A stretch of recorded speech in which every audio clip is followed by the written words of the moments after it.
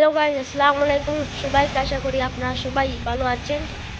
আজ আমি এসেছি মন থেকে কিছু কথা বলার জন্য। যখন 2025 সাল শুরু হয়েছে, তখন আমার কাছে বড় কোনো সফল ছিল না, ছিল শুধু স্বপ্ন আর আশা আর নিজের উপর একটু বিশ্বাস। আমি জানতাম না সামনে কি হবে, কিন্তু আমি একটুকু জানতাম যা করব মন দিয়ে করব। এই বছরটা আমার জন্য সহজ ছিল না, অনেকদিন এমন গেছে যখন মনে হয়েছে তা ছেড়ে দেয়, আমার দ্বারা হবে না। কিন্তু জীবনে একটা সত্য আমি শিখেছি, কষ্ট ছাড়া কোনো মানুষ বড় হয় না। যেটা পঁচিশ আমাকে শিখিয়েছে, পরিশ্রম সব সময় সাথে সাথে ফল দেয় না, কিন্তু পরিশ্রম কখনো নষ্ট যায় না। আমাকে ধৈর্য ধরতে শিখিয়েছে, চুপচাপ লড়াই করতে শিখিয়েছে, আর নিজের উপর বিশ্বাস রাখতে শিখিয়েছে।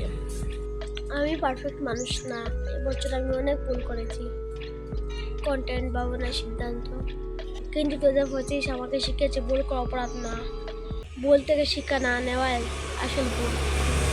অনেক মানুষ ছিল যারা হয়তো কখনো মেসেজ দেয়নি, কিন্তু ভিডিওতে গেছে, লাইক করেছে, দোয়াও করেছে।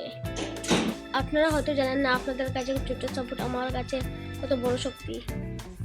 এবছর আমি আল্লাহর উপর আরও বেশি ভরসা করতে শিখেছি।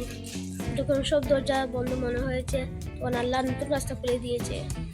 যদি আপনি জীবনে কষ্টে থাকেন, হাল ছেড়ে দিতে মন চায়, তাহলে আমার একটা কথা মনে রাখবেন, আজকের কষ্টই আগামীকালে শক্তি হয়ে দাঁড়াবে।